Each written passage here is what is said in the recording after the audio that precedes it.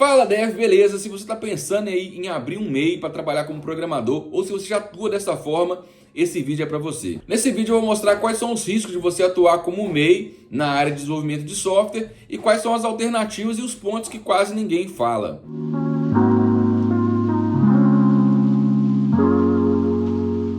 Luiz Reis aqui para mais um vídeo, e nesse vídeo aqui eu vou trazer um assunto um pouco diferente do que eu costumo aqui trazer para o canal, mas é um assunto muito importante. Eu estou vendo aí muitos devs aí, né, saindo aí do CLT e abrindo um MEI, e eu achei que era interessante trazer esse vídeo aqui para mostrar todos os pontos aí, todos os riscos que você corre atuando dessa forma. Primeira coisa que você precisa entender é que quando você vai abrir um MEI, você precisa escolher a atividade permitida para aquela empresa. E essa atividade ela é definida por um código que a gente chama de CNAE, que significa Classificação Nacional de Atividades Econômicas. E o problema é que atividades como desenvolvimento de software, programação, criação de sites e aplicativos, elas não são permitidas para empresas do tipo MEI. Normalmente atividades que são consideradas intelectuais, puramente intelectuais, elas não se enquadram aí para esse tipo de categoria de empresa que é o MEI. E algumas atividades aí como suporte técnico, algumas coisas assim que estão na área de TI, mas não é necessariamente a atividade que um dev faz, elas estão ali incluídas no MEI, e é o que muita gente usa aí para estar abrindo o MEI para desenvolvedores. E atuar fora da atividade permitida pode trazer consequência, Você colocou lá na hora de abrir o MEI que você vai trabalhar como suporte técnico e na prática você está trabalhando como programador, isso pode ter várias consequências aí para sua empresa. A Receita Federal pode entender que houve um engano ou uma fraude e fazer um desenquadramento automático. Ou seja, sua empresa vai deixar de ser MEI e vai ser enquadrada em outra categoria.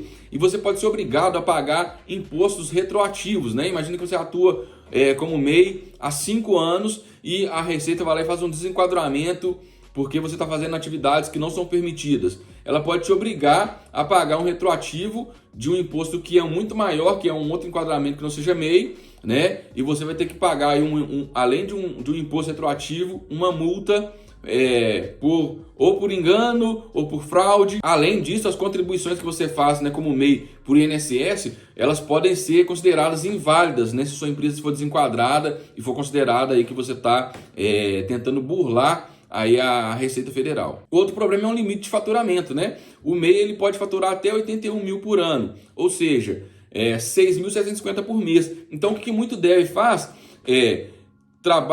emite nota só até esse valor no mês, fica sempre no limite, emite nota de 6 mil e o resto tenta receber por fora de alguma forma. E esse é um dos pontos também que chama a atenção da fiscalização. Imagina que você tem um limite de faturamento de 81 mil por ano e você fatura exatamente aí 81 mil por ano. E sempre que há um reajuste aí no limite de faturamento anual do MEI, você está ali sempre trabalhando naquele limite. Então, isso também chama a atenção da fiscalização. E às vezes o risco não é nem só para o desenvolvedor, mas também para as empresas que contratam, Porque a empresa ela vai receber uma nota fiscal de uma atividade que ela não recebeu, Então, ela de repente está contratando ali um software com você e você está dando uma nota fiscal de suporte técnico, Isso pode, inclusive, ter consequências na propriedade intelectual do software. Ela contratou um software e não tem como provar via nota fiscal que ela pagou por aquele software, Porque a atividade que está ali é outra. Além de alguns casos em que o profissional trabalha diretamente dentro da empresa,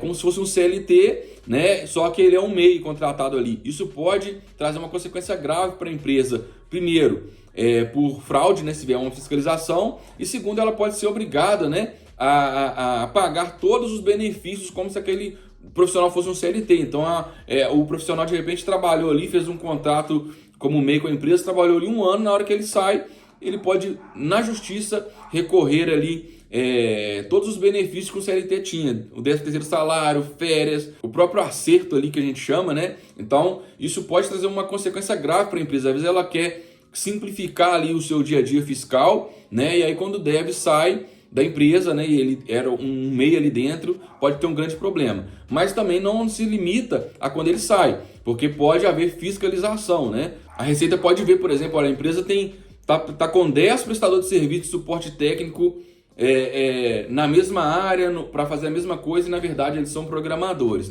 Então pode também atrair a atenção aí da fiscalização. Outro caso muito comum é o desenvolvedor, né? Como eu citei aqui no caso que trabalha para uma única empresa. E nesse caso do MEI, que trabalha para uma única empresa, que tem atividades controladas, que trabalha praticamente como um CLT, isso ainda chama mais atenção. Por quê? Porque ele vai estar sempre emitindo uma única nota no mês para aquela mesma empresa e aquilo ali vai se repetindo, né? Então é um ponto que sim pode chamar muita atenção da fiscalização. Tanto o limite de faturamento como o próprio enquadramento como MEI traz algumas limitações para o desenvolvedor, né? Ele não vai conseguir pegar licitações, não vai conseguir contratos melhores, e até empresas melhores elas vão evitar de contratar aquele MEI porque elas sabem do risco, né? As melhores empresas, as maiores empresas, elas sabem o risco que correm de contratar um MEI como programador, porque primeiro, provavelmente o salário que ela pagaria ali pro desenvolvedor não está dentro dessa faixa do MEI, ou seja, ela vai ter que pagar alguma coisa por fora, quanto o próprio KNAI, né, que a gente falou no início do vídeo, que ela sabe que ela não vai receber ali uma nota fiscal que corresponde ao serviço prestado. Então, o dev perde oportunidades também, ou as melhores oportunidades ele perde por ser MEI. E quais as alternativas, né? Esse vídeo aqui, pessoal, ele não é um vídeo para contadores, é um vídeo para desenvolvedores. Então, o meu conselho, né? Assim que você pensa em abrir uma empresa, procure um contador, aí uma contabilidade, que eles vão te orientar a respeito das alternativas, né? Mas só para citar algumas, você tem a microempresa, né? Que é o ME. Então, se você de repente não está sozinho aí, quer, né, montar uma empresa, começar uma microempresa, uma sociedade limitada, mas também existe o empreendedor individual, que é o EI, e existe, se eu não me engano, a sociedade limitada unipessoal, que é a SLU. Então existem alternativas aí que você não tem esse limite tão baixo de faturamento e ainda vai ter as atividades permitidas de desenvolvedor enquadrando aí nessas categorias. O MEI é vantajoso em algum caso? Sim. Se o seu KNAI, a sua atividade que você exerce, se enquadra no MEI e você vai ter aquele faturamento ali controlado ali até R$81 mil por ano, vale a pena, porque você tem um imposto simplificado, você tem ali automaticamente o INSS, né? Então, o MEI, não estou falando que o MEI é uma coisa ruim, só é ruim para gente que é dev, porque não existe esse enquadramento de uma atividade permitida para o dev como MEI. Mas, por exemplo, se você trabalha com suporte técnico, você trabalha com manutenção de computadores, vale muito a pena e sim ser um MEI. Para finalizar, né, no curto prazo aí pode até parecer que o MEI é simples, é vantajoso, mas fiquem cientes aí dos riscos. É um vídeo um pouco diferente. Talvez eu traga mais vídeos nesse sentido para o canal sobre essa parte empresarial. Se vocês tiverem interesse, hoje eu tenho uma empresa, né? Então se vocês tiverem interesse em saber como que eu atuo, como começar como empresa, como que você começa a pegar os seus primeiros contratos ali na cidade, quais estratégias que eu usei quando eu comecei, quando eu abri a empresa, como que eu consegui os primeiros contratos. Se vocês quiserem vídeo sobre isso, deixe um comentário aí que em breve eu posto esses vídeos.